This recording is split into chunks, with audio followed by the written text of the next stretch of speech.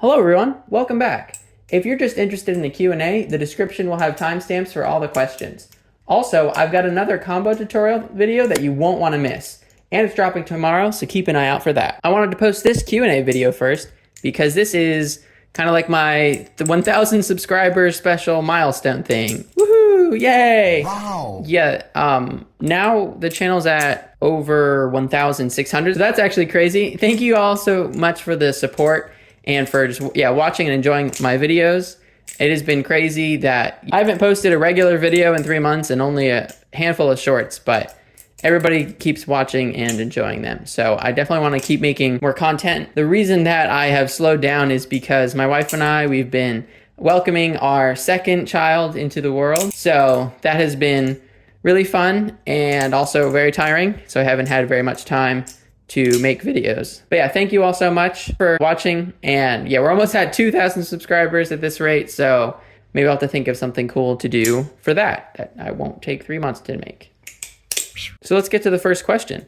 Double Binks 729 asks, what's your favorite Bali? So I'm gonna have to answer this question based off of what's in my personal collection, just because flipping is like the #1 factor as to what makes a Balisong my favorite. And I really have only flipped what's in my collection. So if you're curious to see which Balisongs those are, you can check out the video up here. But actually, since that video, I've added 2 Balisongs to my collection, which are these 2 right here. The first one being this JG10 Balisong, which does not have a name, and the other one being this Kidas Balisong, which also does not have a name. I'm hoping to actually make reviews on both of these in the future, so keep an eye out for that. But these are actually my second and third favorite Balisongs, but my favorite is the Vulp. And that's just because it just fits my preferences the best out of everything that I own. I just like the slenderness of the handles. The Vulp also has a special place in my collection because it's been in basically every video that I've made. It also is what I learned a lot of my more complicated tricks on, and what I have also come up with a lot of tricks on. And so for that reason, that might be one of the reasons why it fits my preferences so well. It's just because I'm like so used to it. But either way, it's definitely my favorite Balisong in my collection that I always pick up and flip. This next question comes from Banks of Rome, whose channel sadly got deleted. So you should check out his new channel, just Banks, and I'll have a link in the description. But he asks, is there a certain style of flipping you want to really get better in? Example would be fast, doubles, transfers, aerials, tech. I kind of go through phases of what types of tricks I learn, and recently I've been enjoying learning single to single handle aerials. And so what I mean by that is so when you first learn aerials, a lot of the tutorials will teach you to kind of do the double to double handle. So you're holding both handles and then you throw it and catch both handles. And those are fun because they're self-contained tricks. So you can just kind of learn that one trick. It looks flashy. It's fun to do as a beginner, but you can't really do it in combos very well, which is why they teach you to throw it from the single handle. So that way you can throw it into various combos and have a nice aerial at the end of your trick. But still, it's hard to put multiple aerials into a combo. So that's where single handle to single handle aerials come in, like the behind the 8-ball helix aerial. So you can kind of keep the flow going. Also, there's double to single handle aerials, which are fun to do as well. But I've been mostly working on the single handle to single handle aerials because you can keep the flow going, and I find it really fun to do. This is a combo actually I've been working on that I'm planning on making a video tutorial on very soon, so keep a lookout for that. Now for question number 3. Timon Pitchler 7993 asks, where are you from? I'm from the United States. Not much more to say with that one. Charles Flips asks, what are some tips on freestyling? That's a great question. One of these days, I'm hoping to make a video all about freestyling, but for now, I'll just leave you this one tip. So I think a lot of people can think of freestyling as going from a trick to trick basis. For example, okay, so I'll go into a fan. What's next? Reverse thumb chap. Okay, 0G, and then finish with a short stop. But that's really hard because you have to think after each trick, where am I going next? Now you could swing the other way and you could memorize long combos, and that can be helpful for freestyling. But if you just memorize long combos and then kind of stitch those together, then what can happen is over the long term, your flipping will kind of look samey because you'll be just doing the same long combos the exact same way. So what I would recommend is focus on for each trick you learn, just try and learn a lot of different ways to get in and out of that trick. Let's take a chaplain, for example. So you're in a chaplain, you can stop it with your thumb and go into a short stop, maybe to end a combo. Or if you're in the chaplain again, you can stop with your middle finger this way kind of spin it around into like a thumb rollover, or you're back in the chaplain, but this time you stop it with your thumb and you transfer it into like one of these types of things. And so what then you would do is you would, as you're practicing, you would practice, okay, let's say I want to do the one where you do a chaplain and then transfer it over into the thumb rollover.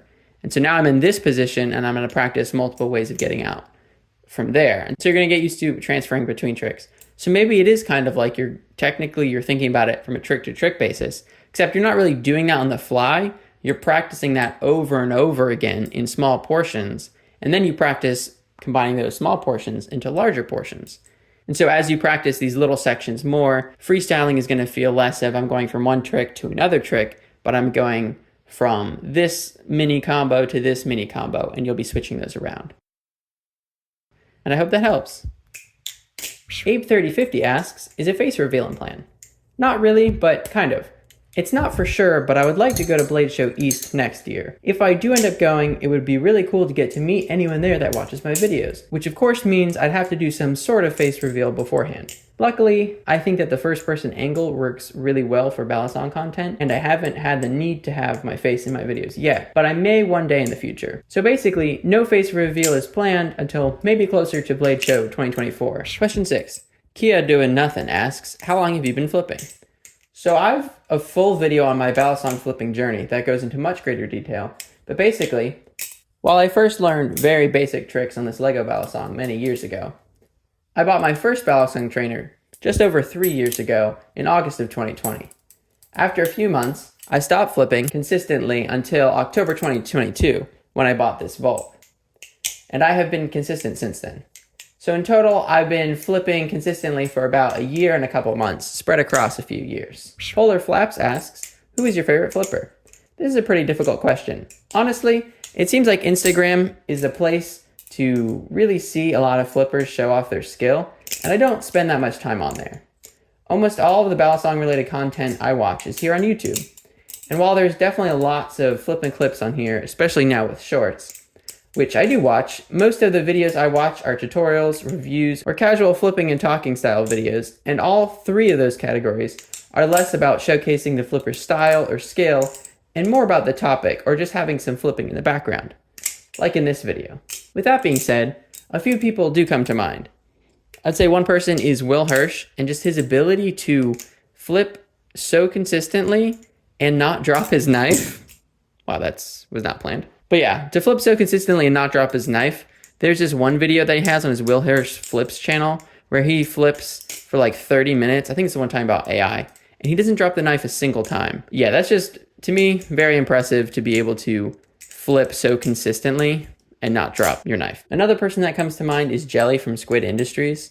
And that's just because his knowledge of tricks, like the amount of tricks that he does, is impressive, and he does them all really well. Like watching the Squid Industries tutorials where he does the flipping clips at the end, it seems like he's always bringing something new to the table, and it's just really cool to see, at least in the videos that I've seen on Squid Industries, Jelly just seems to always bring something new, and he does it all really well, and so that's really cool to see. Turbig_ asks, what's the hardest combo that you know? So I don't actually know that many combos in the sense that I have neither looked up and learned many from tutorials, nor have I sat down and figured many out on my own to then practice and refine until I have it down into muscle memory. Most of my time flipping is either just casually for fun, or if I am working on something, then it's usually for a video. I mean, that's pretty fitting, as I wouldn't say that I'm really that good of a flipper, but I do come across things worth sharing, which is why I made this channel. This channel has never really been about showcasing my own flipping, but providing you with inspiration to spark your creativity and to help you become a better flipper. Okay, so with all that hedging out of the way, I do want to have some actual answer to this question. So here's a clip for what I'll say is the hardest combo that I know. I just put together the 3 combos that I've already made videos about. Turns out they fit together very nicely. I definitely recommend trying it out. This voiceover is actually being recorded quite a bit after this clip was, and I have been motivated to learn more combos since. So I don't even think this would be the hardest combo that I know. Oh well. I've definitely got a lot more combo tutorials coming in the future, so subscribe if you don't want to miss them. And if you want to learn the combo with all the aerials in it, then you're going to want to click on this video next. If you happen to be watching this before it's posted, it will take you to one of the other combo tutorials instead.